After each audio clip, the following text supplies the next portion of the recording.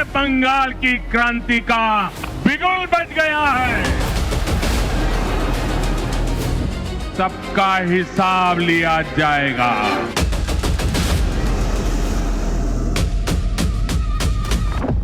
बंगाल के मन में क्या चल रहा है, अगर किसी को देखना है तो जरा ये तस्वीर देख ले।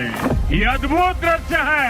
नए बंगाल की क्रांति का बिगुल बज गया है।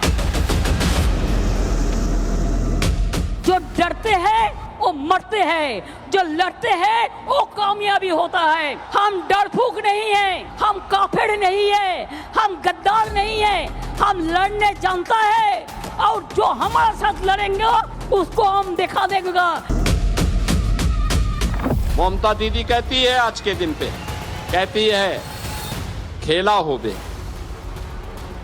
लेकिन मैं कहने के लिए आया हूं, मैं कहने के लिए आया हूं ममता दीदी, एक बार खेला शेष। इतना एट्रोसिटीज हुआ, इतना टॉर्चर हुआ, हमारा एजेंट को इतना अरेस्ट किया, इतना वन साइडेड हुआ, उसका बाद भी अगर ऐसा ईवीएम मशीन को लूट करने के लिए, अगर काउंटिंग लूट करने के लिए कोई कोशिश करे तो हम जिंदगी मौत एक करके हम लड़ेंगे। चलबे ना अन्याय, टिकबे ना बंदी, अदालते होते हबे बंदी। आज जितने सारे नौटंकी है आप लोग 2-3 दिन देखने पाएंगे। वो सोच रहे जो भी करके हो ईवीएम का कब्जा करे। 4 मई को बंगाल में भी बीजेपी की विजय का जश्न होगा।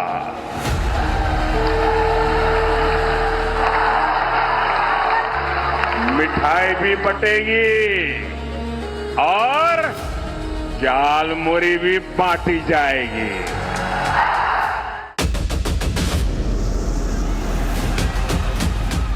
देश का मौसम फिलहाल पश्चिमी विक्षोभ के असर में है, लेकिन देश के राजनीतिक झंडा बरदारों को इंतजार पूरब से चली हवा का है। पूरबिया हवा किसके लिए सीटों की बारिश लाएगी और किसे पूरबिया पीड़ा देगी। वैसे तो 5 राज्यों के चुनाव परिणाम आने हैं, लेकिन ज्यादातर नजरें टिकी हैं पश्चिम बंगाल पर और सबसे ज्यादा पारा गर्म वहां है भी। और हाल फिलहाल तनाव बढ़ा है फाल्टा में। दक्षिण 24 परगना के फाल्टा विधानसभा में महिलाओं ने आरोप लगाया कि टीएमसी उम्मीदवार जहांगीर खान के समर्थकों ने मतदान के बाद घर घर जाकर लोगों को डराया और धमकाया। जीत न मिलने पर घर जलाने और जान से मारने की धमकियां दी गई। हम लोग टीएमसी को वोट दिया था, हम लोग फिर भी हम पर हमला किया है। हमको काट डालेगा, मार डालेगा, हमको घर से निकाल दिया गया था। इसराफिल चौकदार है, इसराफिल चौकदार हमका प्रधान है। आप धमकी कितने दिया? हमको नहीं, हमारे गांववासी को। कितने दिया? इसराफिल चौकदार। वो कौन है? यहाँ पे जीपी के प्रधान है। टीएमसी के नेता है? टीएमसी के नेता है। तो अभी आप लोग क्या कर रहे हैं? हमको इसराफिल को गिरफ्तार चाहिए, हमको सुरक्षा चाहिए, महिला को सुरक्षा चाहिए। महिला को कोई हमको घर से बुलाए कि मीटिंग के लिए जाना नहीं चाहिए, ये मांग रहे हैं हम लोग। পুলিরা সকাল থেকে আমরা আছি ইসরাফিলকে ধরার জন্য। ইসরাফিল বাড়ি বাড়ি আগুন লাগিয়ে দিবে, বলেছে আর বলেছে রক্তপাত করে দিব 4 তারিখে। আমরা জিতি আয়ত্তের মধ্যে আসি। ইসরাফিল टीएमसी ने बोला? হ্যাঁ টিএমসি কে ওই ইসরাফিল চকদার বলেছে। আর ওরা আমরা এই মীমাংস করতে দুষ্টিকে ধরো। वैसे टीएमसी नेता जहांगीर खान वही हैं जो पिछले दिनों यूपी कैडर के आईपीएस अधिकारी अजय पाल शर्मा को धमकाते दिखे थे। यहाँ तक कि सीआरपीएफ को भी वो धमकाने से पीछे नहीं थे। তা খেলা তো ওরা শুরু করেছে, শেষটা কিন্তু আমরা করব। খেলা তো ওরা শুরু করেছে, কিন্তু শেষটা আমরা করব। তাই পিকচার আবি বাকি মেরা দোস্ত, পিকচার এখনো বাকি আছে, সময় শুরু হয়েছে। তোমরা ভাবছো নিজেকে কয়েকটা সিআরপিএফ নিয়ে বড় বড় বাতালা দিচ্ছ, কিন্তু আজকের বঙ্গনগর 1 নম্বর অঞ্চলে মানুষ যদি হেঁটে যায় না, সিআরপিএফ হাওয়ায় उड़े যাবে। फिलहाल तो फाल्टा की महिलाओं के प्रदर्शन के बाद चुनाव आयोग ने लोकतंत्र के इस महापर्व की शुद्धि के लिए पूरी विधानसभा में दोबारा चुनाव कराने का फैसला लिया है। अब फाल्टा के 285 मतदान केंद्रों पर 21 मई को फिर से वोट डाले जाएंगे, जबकि इस सीट के नतीजे 24 मई को घोषित होंगे।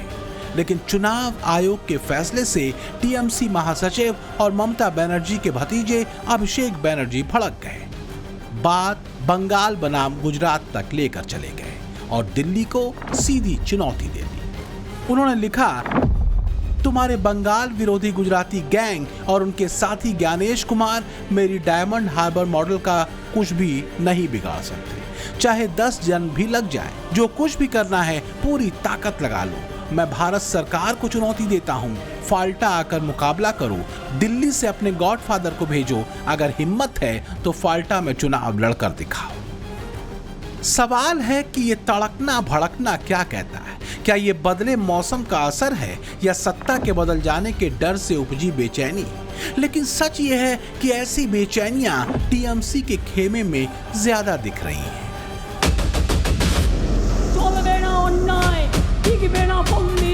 देखिए कैसे हमारा वर्कर को पीटा है रात में, और देखिए जो atrocities, can you see?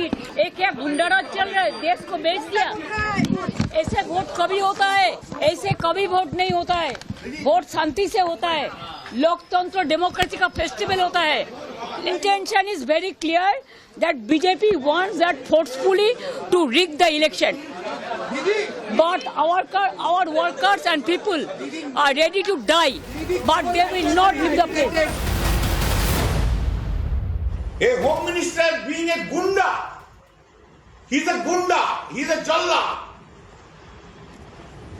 He's organized entire thing, sitting here in 15 days. He's a dirty man. Completely dirty man. His original was that Gujarat was gunda.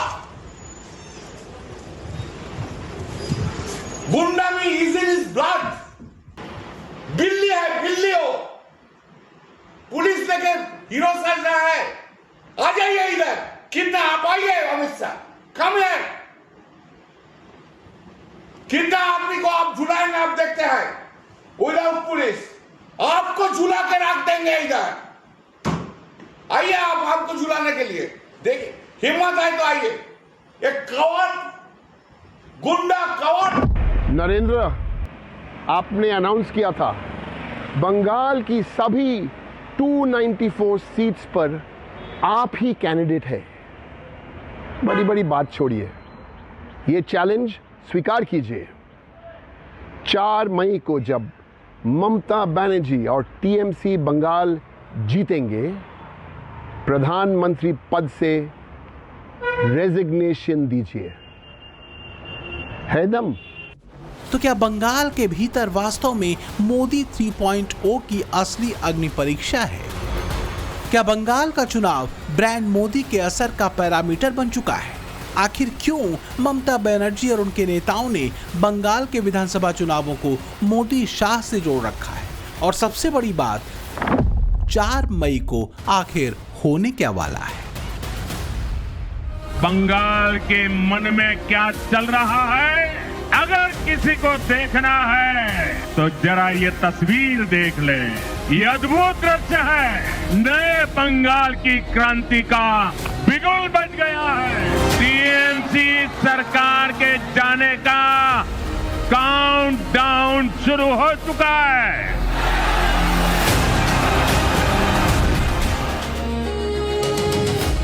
दरअसल ममता और उनके कारकुनों की टेंशन बढ़ा रखी है एग्जिट पोल के रुझानों में बंगाल के भीतर बदलती सत्ता की तस्वीर ने। पहले एग्जिट पोल का आंकड़ा देख लीजिए। जेवीसी का जो एग्जिट पोल हमने आपको दिखाया, उस एग्जिट पोल के मुताबिक बंगाल में बीजेपी का वोट शेयर 42.5% से ऑलमोस्ट 45% तक जा सकता है और टीएमसी का वोट शेयर 43.5% से 45% तक रह सकता है। यानी दोनों पार्टियां वोट शेयर के मामले में ऑलमोस्ट बराबर रह सकती है। कांग्रेस का वोट शेयर 2.3% से 2.5% तक हो सकता है, लेफ्ट पार्टियों का वोट शेयर 5.5 से 6% के बीच रह सकता है। वहीं अन्य के खाते में ऑलमोस्ट 4% वोट जा सकता है। लेकिन सवाल है कि सीटें किसको कितनी मिल रही। जेवीसी के एग्जिट पोल के मुताबिक बंगाल में बीजेपी को 138 से 159 सीट मिलने का अनुमान है। टीएमसी को 131 से 152 सीट मिलने का अनुमान है। कांग्रेस को 2 सीटें मिलने का अनुमान है और सीपीआईएम को 0 से 1 सीट और अन्य को 0 से 1 सीट का अनुमान है। यानी अगर इस आंकड़े को आप देखेंगे तो बीजेपी की भी सरकार बन सकती है और टीएमसी की भी सरकार बन सकती है। कांटे की टक्कर दिख रही है। और बस कांटे के इसी अनुमान ने ममता बनर्जी और उनके नेताओं की नींद उड़ा कर रख दी है। चुनाव आयोग से लेकर ईवीएम की सुरक्षा में लगे केंद्रीय बलों की तैनाती और यहां तक कि एग्जिट पोल तक को देखकर टीएमसी नेता बस यही कहते फिर रहे हैं कि सभी मिले हुए हैं। भाई आईएनएस के जो वॉरशिप है और जो रफाल है वो डिप्लॉय करना बाकी है। आप वो भी कर दो। जो चीज आपको बांग्लादेश और पाकिस्तान के खिलाफ करना चाहिए वो आप बंगाल के लोगों के खिलाफ कर रहे हो और हमें बांग्लादेशी बुलाते हो। तो जो भय और भरोसा की बात करता है, भय और आतंक के परिवेश कौन बना रहे बंगाल में वो लोग देख रहे हैं और इसका जवाब लोग देंगे। सवाल यह है कि धैर्य क्यों नहीं है, या फिर 4 मई को आने वाले नतीजों से पहले ही और माहौल और नैरेटिव को बनाने की कोशिश पहले दिन से शुरू हो गई थी। आखिरी चरण के मतदान के दूसरे दिन टीएमसी ने ये वीडियो जारी कर आरोप लगाया कि बीजेपी बौखलाहट में ईवीएम से टैंपरिंग कर रही है। लेकिन ये बंगाल है, महाराष्ट्र, दिल्ली या बिहार नहीं। टीएमसी के लोग चुप नहीं बैठेंगे। पॉलिटिक्स में रोज चलेगा, झगड़ा भी चलेगा, लेकिन हम तो ये नहीं चाहते हैं कि लोकतंत्र को वोट जबरदस्ती दखल किया जाए। इतना एट्रोसिटीज हुआ है, इतना टॉर्चर हुआ, हमारा एजेंट को इतना अरेस्ट किया, इतना वन साइडेड हुआ, उसका बाद भी अगर ऐसा ईवीएम मशीन को लूट करने के लिए, अगर काउंटिंग लूट करने के लिए कोई कोशिश करे तो हम जिंदगी मत एक करके हम लड़ेंगे। और हम सब कैंडिडेट, सब चीफ इलेक्शन एजेंट को, जितना भी पार्टी है, सबको बोलते हैं आपका हक है, आप देखभाल कीजिए।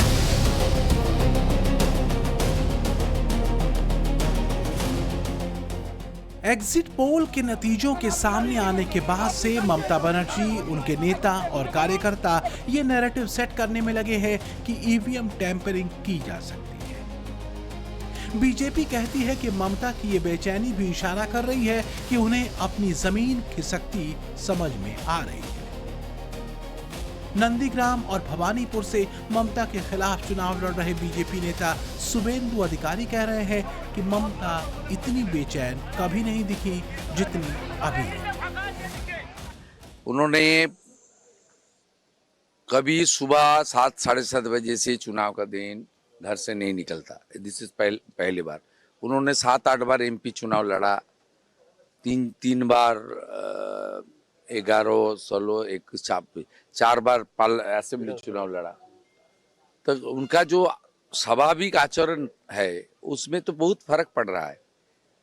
जो ड्रामाबाजी काल रात 8 बजे से लेकर 1 बजे तक नेताजी इंडोर स्टेडियम में, सखावत में, बालीगंज में ये ड्रामाबाजी किया किस लिए? ये कभी ईवीएम टेम्पर हो सकता है, कभी ईवीएम चेंज हो सकता है।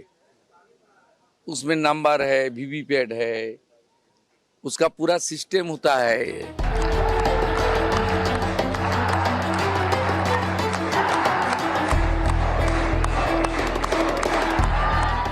बंगाल की लड़ाई अहम है, इसलिए भी क्योंकि ये वो दुर्ग है जो अब तक बीजेपी के लिए अजेय रहा है।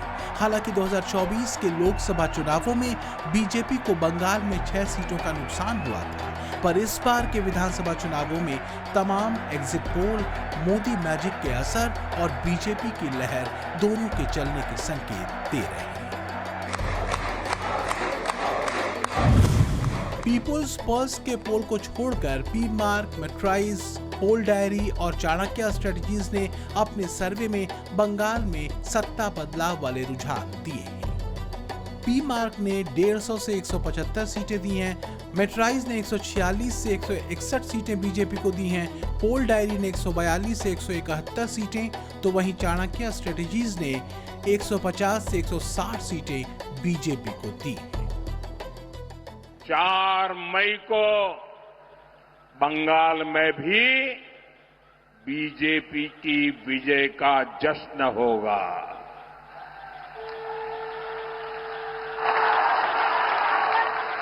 मिठाई भी बटेगी और जालमुरी भी बांटी जाएगी।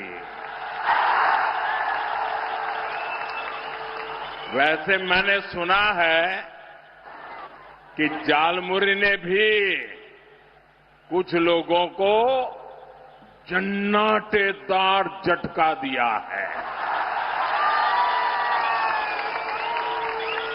जालमुरी मैंने खाई, लेकिन जाल टीएमसी को लगी है।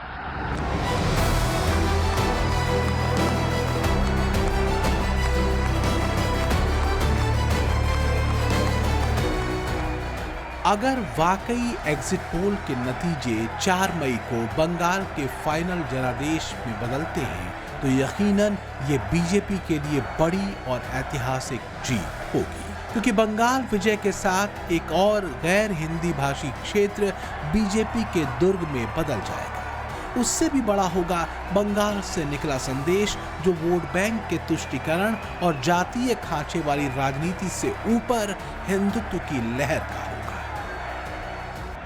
बंगाल में ममता ने जहां बंगाली अस्मिता और मुस्लिम वोट बैंक के भरोसे चुनाव लड़ा, तो वहीं बीजेपी की लाइन सांस्कृतिक राष्ट्रवाद और हिंदुत्व और विकास वाली रही, जिसमें एक लाइन सबसे ऊपर थी, वो थी हिंदू एकजुटता।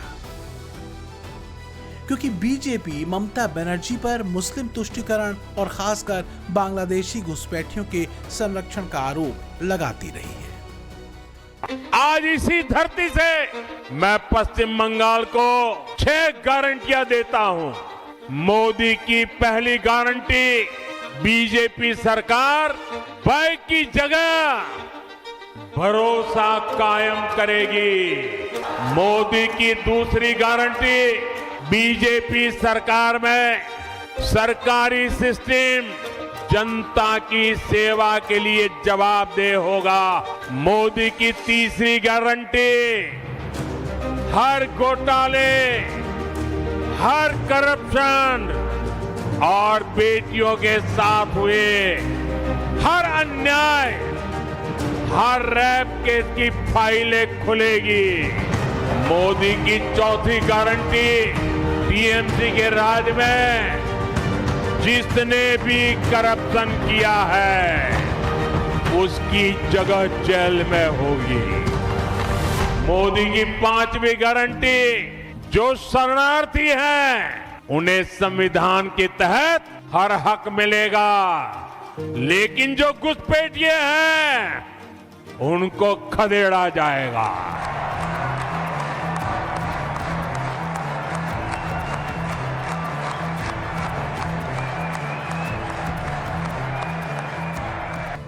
चार मई यानी सोमवार को अगर नतीजे एग्जिट पोल के मुताबिक आते हैं तो इसमें कोई दो राय नहीं कि ब्रांड मोदी एक बार फिर बेहद दमदार साबित होगा। बंगाल और असम से मिला जीत का पेस उत्तर प्रदेश में विपक्षी खेमे में हलचल मचा सकता है, क्योंकि यूपी के मैदान में मुस्लिम वोट बैंक और जातीय खेमे वाली राजनीति के भरोसे अखिलेश यादव और राहुल गांधी बैठे हुए हैं। तो क्या यही वजह है कि बंगाल चुनावों को लेकर एग्जिट पोल के नतीजों और चुनाव आयोग की तैयारियों दोनों पर अखिलेश यादव सवाल उठा रहे हैं? आपको याद होगा रिवॉल्वर से वोट रोका जा रहा था, रिवॉल्वर लगा करके वोट रोक दिया था। और मुझे तो लगता है कि उत्तर प्रदेश में जो भारतीय जनता पार्टी ने, इलेक्शन कमीशन ने मिलकर के प्रैक्टिस की थी, ट्रायल किया था, उसका पूरा ऑपरेशन उन्होंने वेस्ट बंगाल में कर दिया और पूरा पैरेलल स्ट्रक्चर क्रिएट किया है सेंट्रल फोर्सेस का। दरअसल विपक्ष के पास और कुछ बचा भी नहीं है सिवाय आंगन को टेढ़ा कहने के। एक्सपर्ट कहते हैं कि विपक्ष की हार दर हार के पीछे वजह यह है कि उसके पास जनता के मुद्दे है ही नहीं। एजेंडा सिर्फ किसी तरह सत्ता में आने भर का ही बचा है।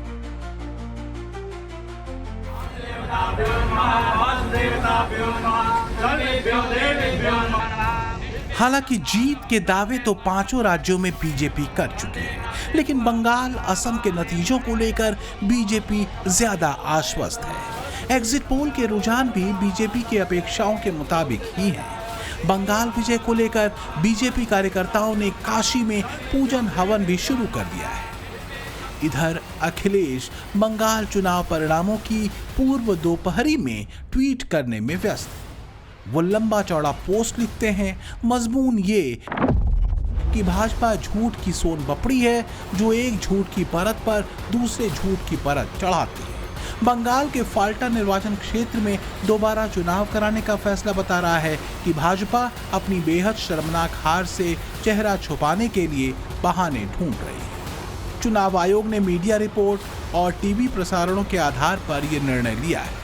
अखिलेश आखिर में लिखते हैं कि हाथ में जब तक जीत का प्रमाण नहीं, रहना चौकन्ना, तब तक विश्राम नहीं। ममता चौकन्ना है।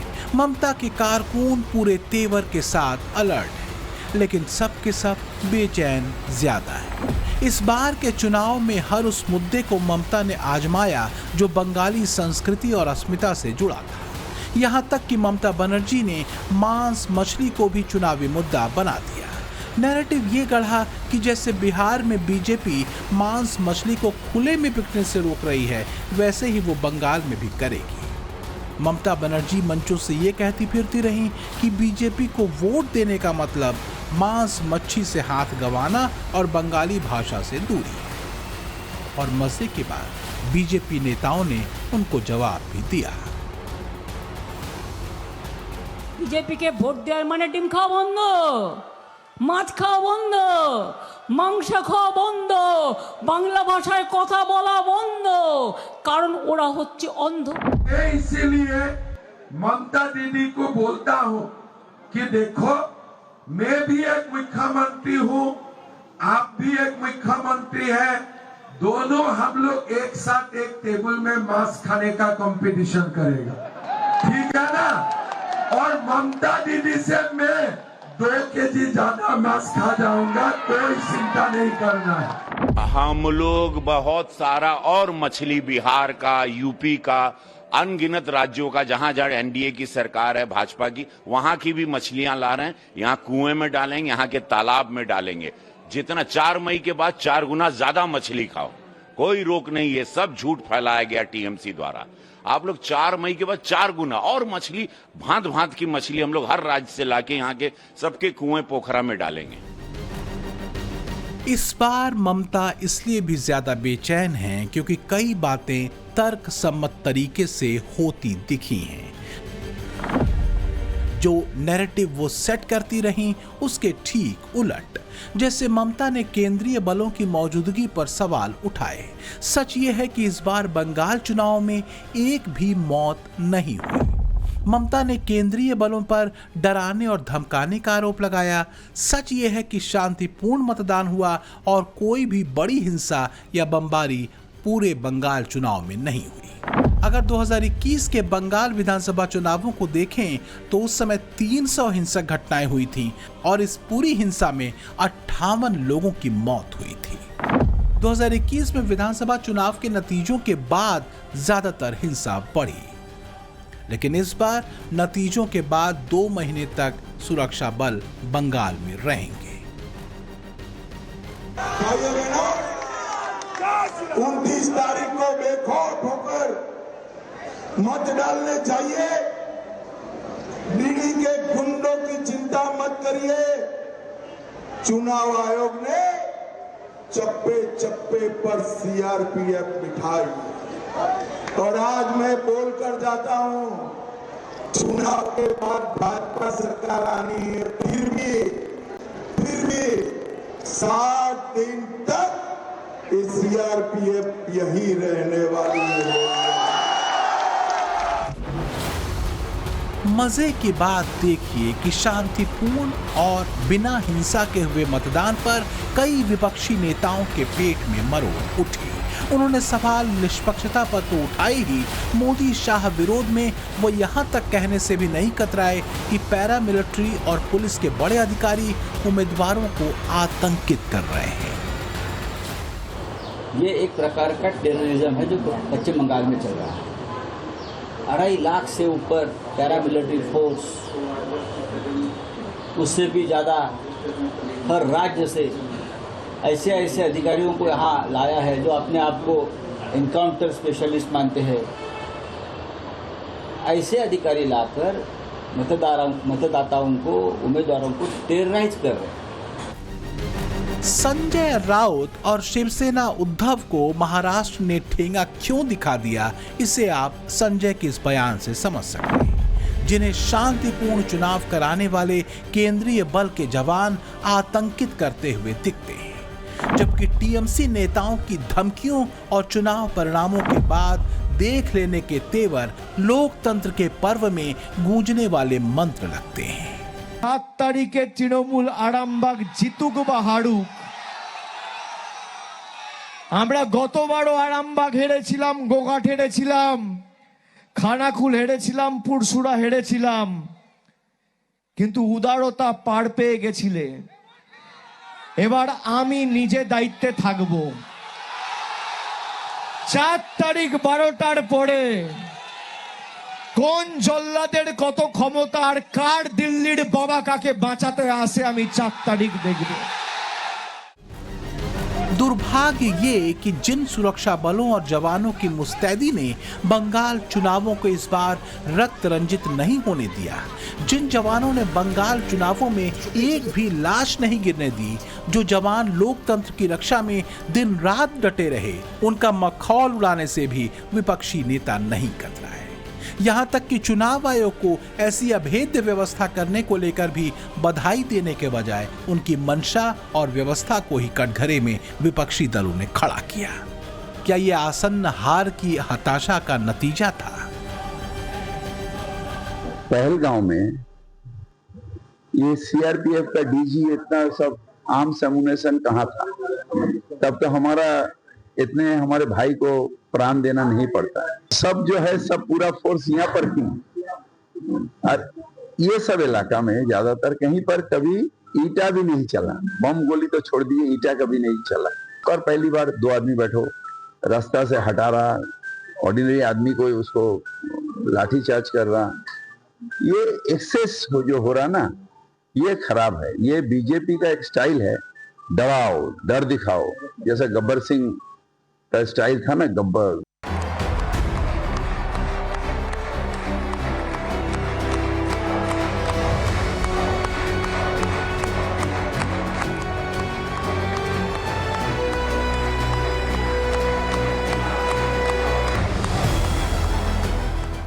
एग्जिट पोल के नतीजों का पश्चिम बंगाल के फाइनल नतीजों में बदलने का मतलब है ब्रांड मोदी का एक बार फिर रिवाइवल।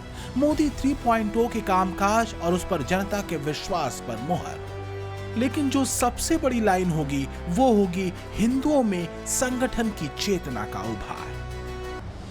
यह ऐलान होगा कि अगर वोट बैंक के तुष्टीकरण और हिंदुओं को जाति, क्षेत्र या भाषा में बांटने की राजनीति होगी तो फिर हिंदू एकजुटता को चुनेगा।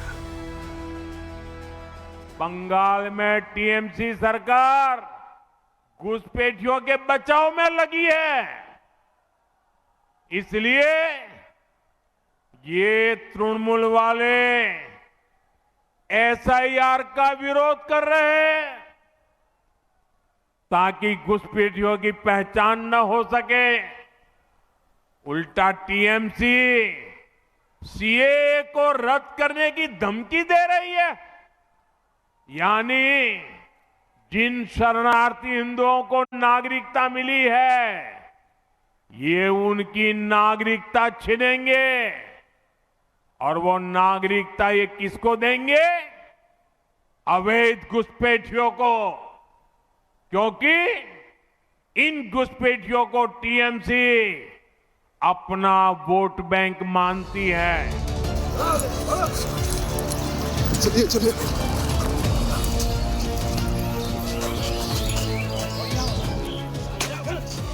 केंद्रीय बलों के जवानों और चुनाव आयोग से विपक्षी नेताओं की चिढ़ की वजह क्या यही है कि उन्होंने बंगाल के चुनावी रक्त चरित्र को इस बार सफल नहीं होने दिया। इस बार सुरक्षा की भावना ने दोनों ही चरणों में बेखौफ वोटर से बम्पर वोटिंग कराई, 90% के पार।